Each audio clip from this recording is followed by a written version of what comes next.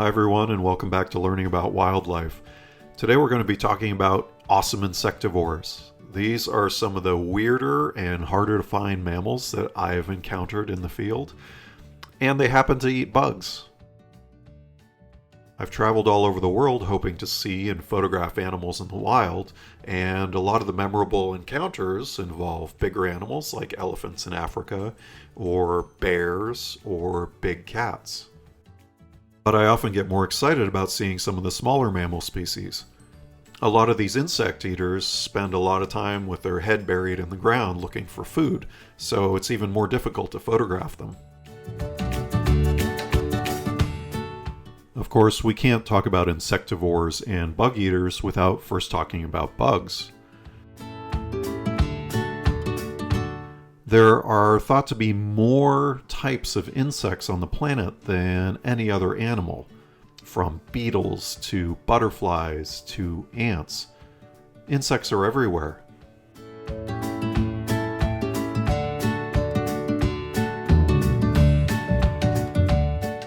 Some scientists think there are 10 quintillion insects on the planet at any one time, and the number could be even bigger. But there are a lot of animals that eat those bugs. Bugs eat other bugs. We know, for example, that spiders like to catch insects in their webs, but smaller insects will often team up and make a meal of larger bugs too. Other insectivores include reptiles and amphibians, like lizards, frogs, and toads. Birds are another common insect eater. There are some species known as bee eaters or ant birds, so you get a good sense of what they like to eat. But even other species which may eat fruit or other types of food will snack on insects from time to time. And if you ever see woodpeckers pecking holes in trees, they're probably trying to dig out the bugs that live inside the wood. Mammals are our closest relatives in the animal kingdom, and a lot of them will eat bugs too. Bats are incredibly important to the ecosystem. They eat a high volume of insects, but larger mammals eat bugs as well. Not all of these mammals are exclusively insectivores. They may be omnivorous, like bears, which means they eat a wide variety of foods. But I've often seen bears pulling off bark or digging up tree stumps as they search for grubs or beetles underneath. This is something they learn at a very young age. Even monkeys, which I may normally see eating fruit or other plants in the rainforest, will sometimes eat insects. It's pretty cool that those mammals will eat bugs sometimes, but there are some specialized insect eaters that I think are really interesting. There's a whole clump of insectivore species, including hedgehogs, moles, and shrews, that used to belong to the biological group Insectivora. That's a word that came from the Latin terms for insect and to eat. That made a lot of sense because they were primarily bug eaters. But scientists eventually figured out that a lot of the species that were officially classified as insectivores had different ancestors. They weren't as closely related as everybody thought. So a lot of species got moved out of the group, and the remaining animals got stuck into a new group called Eulipatifla. Eulipatifla literally translates to truly fat and blind. Coincidentally, that's the group that photographers who are stuck at their desks during the coronavirus shutdown belong to. It's true that many bug-eating mammals have poor eyesight, but they make up for this in other interesting ways and possess a number of unique traits that help them find food and survive in the wild. Everyone knows that skunks can use their stinky spray to fend off predators, but they also have a really good sense of smell, which helps them sniff out insects to eat. They also have pretty long claws, which is common for insectivores that need to do a lot of digging.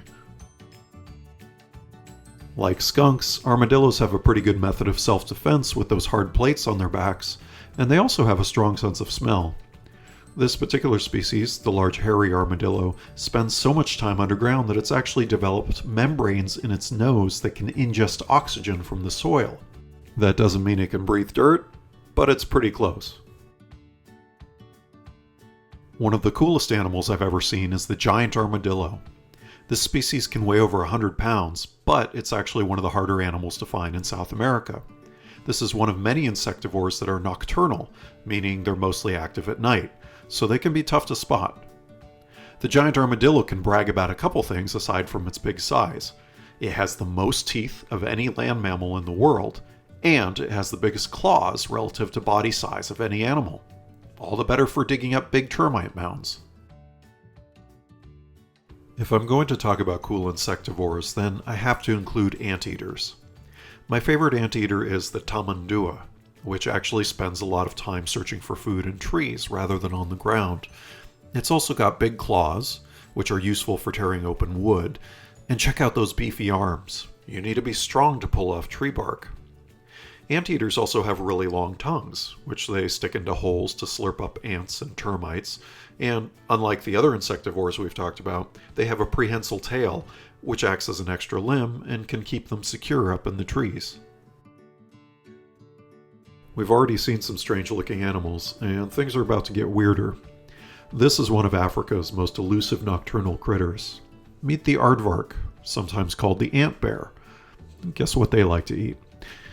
Actually, aardvarks consume over 30,000 ants per day on average. That's a lot of digging, but aardvarks have these large paws which are great for scooping dirt, and though they don't have huge curved claws like anteaters or the giant armadillo, those fingernails are pretty good at breaking ground. As with other insectivores, their eyesight is pretty bad, but they make up for it with excellent hearing and a keen sense of smell. Those big ears help them listen for predators like lions and leopards. And similar to other species, they've got a long snout for sniffing out insects, but this one is sort of unique. Check out those fuzzy nostrils. Those hairs help filter out dust and dirt as they're burrowing into the ground munching on ants. Finally, we come to one of the most unique animals I've ever come across. This is the short-beaked echidna, which I saw in Australia. In some ways, it looks like a giant hedgehog, an anteater maybe, but it's pretty far removed from either of those animals. Sure, like so many other insectivores, it's a good digger, it's got a good sense of smell, and it's got a long, sticky tongue that's great for picking up ants and other bugs. But there are some other interesting things going on here. If you look at the back feet, notice how the claws actually point backward. This helps the echidna dig down and scoop dirt out of the way more efficiently. This is also one of only 3 mammal species on Earth that is a monotreme, and that means that, unlike nearly all other mammals which give birth, echidnas actually lay eggs like birds and reptiles. There's no question that these bug-eating mammals are pretty special. Their unique looks, fascinating adaptations, and the fact that they're often hard to see in the wild make them among my favorite animals on the planet, and there are so many more I hope to see. If you have time, search around the web to see even more awesome insectivores. Hi everyone, and welcome back. I'm still under coronavirus lockdown. I actually got a new haircut. I think Jen did a pretty good job. But this has given me more time to complete another one of these episodes. I hope you enjoyed it. If you guys have feedback on any of the content in these videos, or more importantly, requests for future episodes, maybe there are certain types of animals you want to see or learn more about, feel free to chime in the comments or send me an email via my website. You can also check out my website to view a lot more photos, read articles that I've written, and you can support my business by purchasing photo prints or ordering calendars. Thanks again for watching, and I'll see you guys soon.